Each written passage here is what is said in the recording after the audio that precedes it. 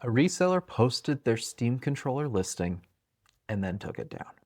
The Steam controller page appeared on Komodo Station, Valve's official Asia Pacific hardware distributor, as a fully detailed product listing, and then got pulled with no explanation, but we all know why. PC Guide noted that screenshots of the controller page were quickly snapped, but at the time of writing this, it seems that the content has been retracted. What came back was a coming soon placeholder sitting alongside the Steam Machine and the Steam Frames listings.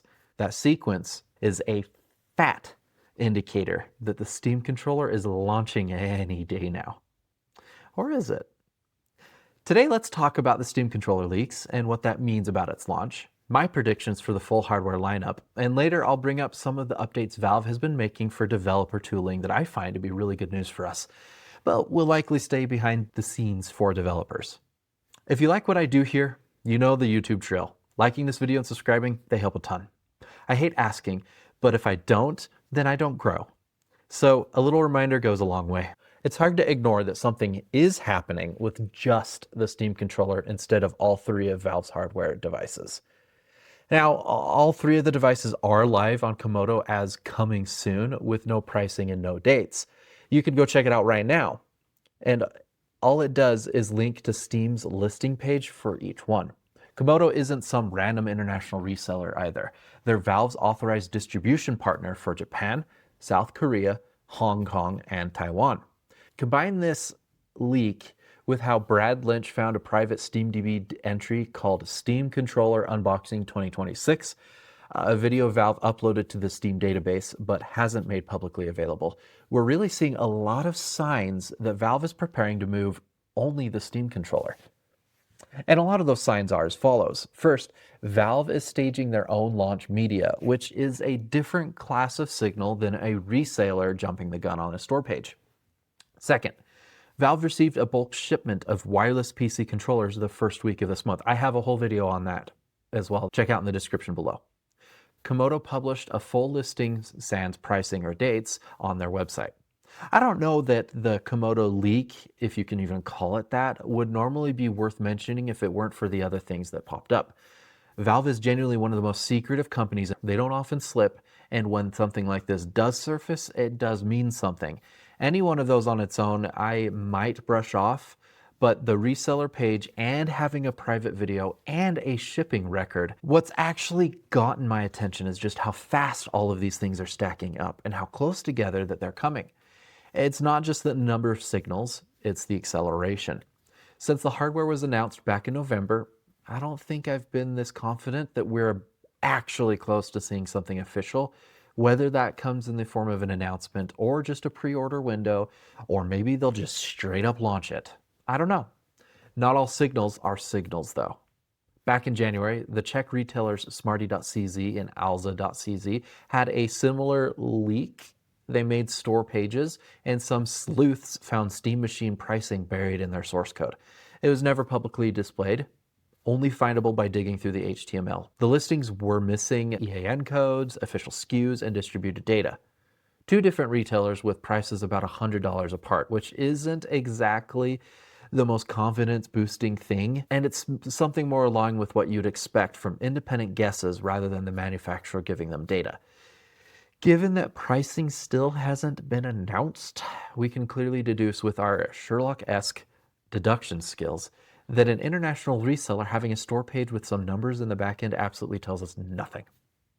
What drove me absolutely insane about that coverage specifically was how confidently that many media outlets were reporting on these numbers as official Valve pricing leaks, like it was all confirmed.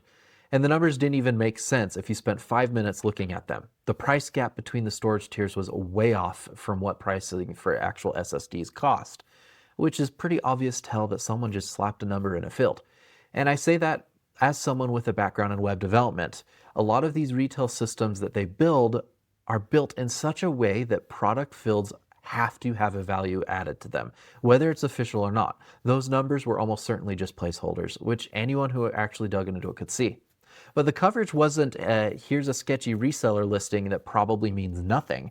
It was, oh my gosh, the Steam Machine is going to cost over $1,000. This is terrible news.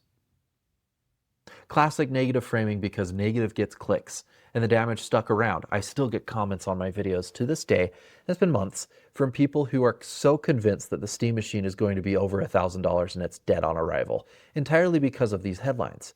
Valve is the only official source for Valve pricing. Everything else, every retailer page, every backend scrape, every leaker tweet needs to be treated as unofficial and skeptical until Valve says otherwise. The media just didn't communicate that, and people are still carrying that misinformation around. Komodo is a different kind of partner, true, but it's still not technically Valve, and its history with the Steam Deck doesn't actually help here either. The Komodo pages went live for the Steam Deck in August of 2022, and as you know, that's 6 months after the actual global February launch. Komodo came online as a regional follow-on, not a pre-launch partner. Valve's unboxing video and the shipment records are what's doing the actual work and telling us something big is imminent. And like you, I genuinely cannot wait for this Steam controller. My wife and I both game on Steam Decks. Usually one of us is docked to our TV in our bedroom, the other is playing on handheld. She's been gaming on the deck long enough that she's completely done tolerating controllers without trackpads and back buttons. Every other gamepad we now own feels like an absolute downgrade to her and to me when compared to the controls on the Steam Deck itself. The Steam controller is fixing that. I can't wait to get my hands on it and get a much better experience gaming from the bed or my couch. And I am sure many of you relate to that when you pick up any other controller. Losing out on the input density of the Steam Deck, the trackpads, capacitive thumbsticks, the gyro, it's a real pain. How are you planning on using the controllers when it drops? I am sure my wife and I will have to take turns playing on the TV once we get them because the controllers will just be so nice to use. But given these leak reports and findings, I'd say a launch probably is actually imminent. Maybe even an announcement in the first or second week of May. They could hold for a few more shipments to build up stock, but the signals aren't getting louder than this. And I'd expect the controllers start shipping fast. I've actually been on the May timeline for quite a while now, and there's some reasoning behind it, beyond just some loose vibes. First, Valve hasn't given any indication that the things are actually physically delayed. Their official communication has consistently been that the first half of 2026, and nothing has walked that back. Second, and this one as a lot of people don't know, Valve takes an annual company vacation, typically in April, all expenses paid, employees and their families, usually to Hawaii. They've officially come back from that. There's no way they're announcing a major hardware a week after they get back from the 2-week resort trip. They need a couple weeks to get back into the swing of things. So if it's not Q1, which it obviously wasn't, and it's not April, the 1st or 2nd of May is exactly where you'd expect them to land if they're trying to hit the first half goal. And the initial controller shipment on top of that, I feel pretty good about making that call. Could they announce it this week or next? Sure, anything's possible with Valve. But May is where the logic seems to point.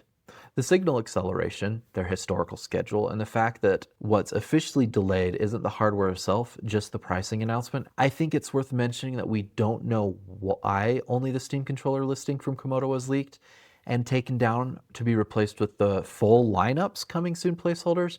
It could be that Valve wants us to continue believing what they have been saying all along, that all of the hardware is coming. Or it could be a sign that the controller itself is coming first. We don't know. I'm still leaning pretty hard towards a simultaneous announcement of all three. Pre-orders open for both the machine and the frame, and a controller launch with the announcement. But they don't ship at the same time. The machine and the frame will probably start shipping end of summer if they announce the 1st or 2nd week of May, but the controller could be right away. It could be quick, and you never know. Valve time might just strike again. We might not see this for months. But also this week, nobody's really talking about it, and I want to. The Steam beta client now prompts players to opt in to sharing frame rate data on their SteamOS devices. Valve calls it game compatibility research. It's a diagnostic pipeline feeding real performance data from players back to developers so they can find and fix SteamOS specific problems. That translates directly to better optimized games for gamers.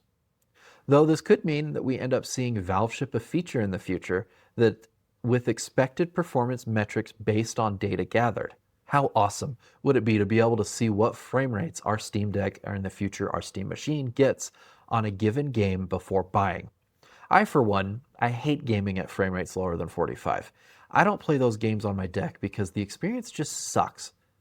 I'm not a console gamer, I'm a PC gamer. Higher frame rates for the win. Honestly, I've been burned by the verified badge a few times, and there's always a pattern to it. Indie games with that badge are almost always solid. Small studios tend to actually care, and they do the work, and it shows. AAA developers are a different story. A lot of them are 9 to 5ers. They will do the absolute bare minimum to hit the requirements given by their uppers. And sometimes that falls apart patch to patch. I've had games that technically passed verified but required a third-party launcher, surprisingly, that the system just didn't know about. So my relationship with the badge is pretty complicated. I trust it absolutely when it comes to indie games, and I still end up on ProtonDB for anything from a major publisher before I buy. And that's not really Valve's fault. The system, the deck verified system isn't broken. It's the developer that is unreliable. There are always ways to skirt around the bare minimums and ship something that technically qualifies but actually performs poorly, which is exactly why a feature that shows average real-world frame rates on the deck or eventually on the Steam machine would be such a huge deal. It takes the badge from a pass-fail stamp to something you could actually interrogate a little bit. This data collection is a real step towards that. Developers being able to see a timeline of SteamOS frame rates will be a huge step forward towards seeing this kind of a feature in the future. But at a minimum, we'll likely see an improvement overall just for gaming on SteamOS as developers get the information they need to make better optimizations. Valve put it well in the announcement. While customers overwhelmingly agree with the verified ratings for titles, over 95%, it can be valuable for developers to better understand the experience of customers who disagree. And I'd expect that number to keep climbing as developers get access to this data and start using it to close the gaps. The certification is doing what it was built to do. And because we know Steam Machine is going to get its own verified certification layer as introduced previously in February, PC gaming has never really had a standardized performance floor. There's no guaranteed baseline because there's no certification process with teeth. Valve hardware verified is becoming just that. And the data tools shipping this week are what keeps the ratings honest as the hardware lineup grows. It is a great day to be a PC gamer and a PC game developer. So sweet new toys are coming, and the platform they're landing on just keeps getting better and better in the background. Right now, I'm still on my Steam Deck. Slay the Spire 2 has been an absolute vortex. I love that game. And my wife and I have been really deep in Valheim together, along with a few friends. I'm a burst gamer at heart. I'll go absolutely ham on something for a few weeks, and then it just goes on the back burner for a little while, and then I just stop playing it. And honestly, I'm kind of on the back burner with my gaming right now. I feel like a part of me is just waiting for the Steam machine to drop before I really dive back into my backlog. When that thing lands, I know I'm going to be sinking some serious hours with it. And the Steam frame, I have been waiting for a good reason to get back into PC VR, and this is it. The thing I could never get past with Meta's hardware is that it's just not built for PC VR the way that I want it to be. I've got a whole video on that. The Valve Index is getting pretty old now, and although it's still a great device and I would love to have one again, I just can't really justify having a dedicated space for VR. But being able to stream from a Steam machine directly to the Steam frame, that'll be a different conversation entirely. I want to play Into the Radius 2, and I want to try the Ready or Not VR mod. I want to find out if Beat Saber also runs really well on it. There's a solid list of VR backlog games building up. And speaking of lists, I'm in the market for a new open world game, and I genuinely just haven't had a good one in a long time. Is Enshrouded worth my time? If you know, drop it in the comments below. Oh, I've been getting into reading lately, and I picked up a new e-reader that I'm pretty excited about. I've done content about jailbroken Kindles before, and I'm curious whether that's something you'd want me to see more of. Let me know in the comments if that's something interested, and I'll pull something together. Do you think the Steam controller drops in May, or is this another round of Valve time? And are you planning to pre-order the machine or frame, or are you just waiting to see them in the wild first with actual benchmarks? Thanks for watching. I'll catch you in the next one.